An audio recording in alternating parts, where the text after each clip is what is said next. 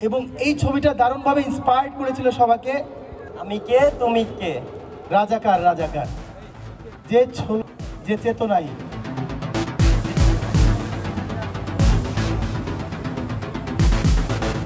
আমি স্ক্রিন ছবিটা চাচ্ছিলাম, আচ্ছা যাই হোক, কোনো কারণে হয়তো ওরা চালাবে।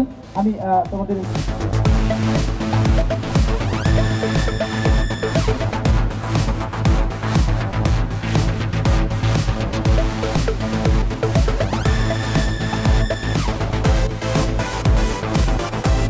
জানলেন কোথায় তারা পড়ালেখা করছে। এখন আমি বলি তামিম এবং মহিব, তার মধ্যে তামিম এবং মহিব অন্যতম।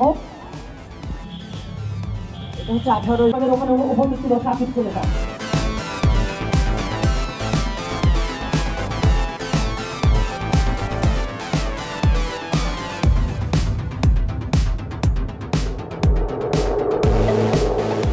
সাজাতে চাই বাংলাদেশ, আসলে সাজাতে হবে এই তরুণদের নিয়ে এবং কল্লোল, বিশেষ করে আমার কালচারাল লিডার থ্যাংক ইউ আছে, ধন্যবাদ।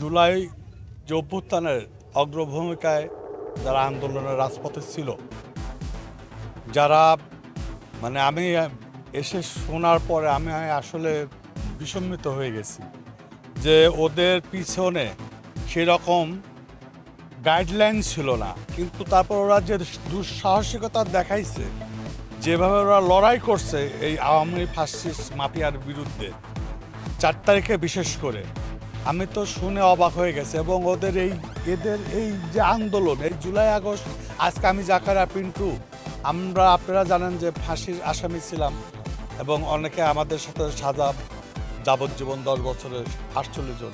আজকে কিন্তু আমাদের এই যে মা বোনি, আমাদের ছেলেদের এই আন্দোলনের ফসল। আজকে এই আন্দোলনের যদি পরিবর্তন না আসতো, এই মাফিয়া সরকার বিদায় না নিত, হয়তো এই পৃথিবীর এই বাইরের আলো আর চোখে দেখতাম কিনা, জীবিত থাকতাম কিনা সন্দেহ ছিল। তাই যে কারণে আমি আমার ব্যক্তিগতভাবে আমি যারা সহযোগিতা ছিল তাদের সঙ্গে আলাপ করছি যে আমাদের এই বীর, এই জুলাই আগস্টের এই বীরদেরকে, এটা আমার ব্যক্তিগত দায়বদ্ধতা এবং কর্তব্য থেকে মনে করছে ওদেরকে একটা স্বীকৃতি দেওয়া উচিত। এবং সেই স্বীকৃতির স্বরূপ আজকে এখানে সবাইকে ডাকা হয়েছে যে আমরা ছোট্ট আমার সীমিত অবস্থার থেকে ওদের একটা স্বীকৃতি উইথ সম্বর্ধনা, একটা ক্রেস্ট প্রদান করব, যেন ভবিষ্যৎ ওদের যেন আরও উৎসাহিত হয়, সমাজ রাষ্ট্রের জন্য যেন আরও দায়িত্ববোধ সৃষ্টি হয় এবং সততার সঙ্গে যেন ওরা এই বিজয়ের যে আনন্দ, এটাকে আদর্শিকভাবে যেন গড়ে উঠতে পারে। এই জন্য কিন্তু মূলত আমার এই থিমটা।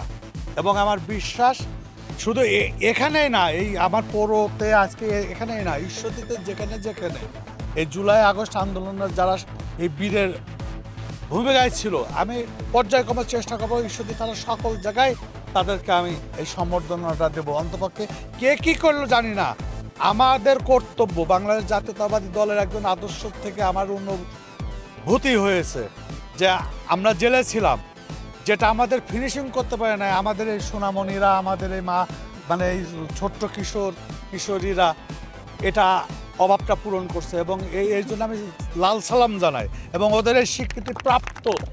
এবং আমি এরই ধারাবাহিকতা, এখানে কোনো আহামরি, এখানে স্ট্যান্ডবাজি কোনো কিছু না, এটা আমার বিবেকের অনুভূতি থেকে এই উদ্যোগটা নেওয়া হচ্ছে যেন ওদের ভবিষ্যতে যেন অনুপ্রেরণা হয়ে থাকে এবং আগামী যেন সবাই আরও সচেতন হয়ে ওঠে, আরও নতুন প্রজন্ম যেন এখান থেকে উদ্বুদ্ধ হতে।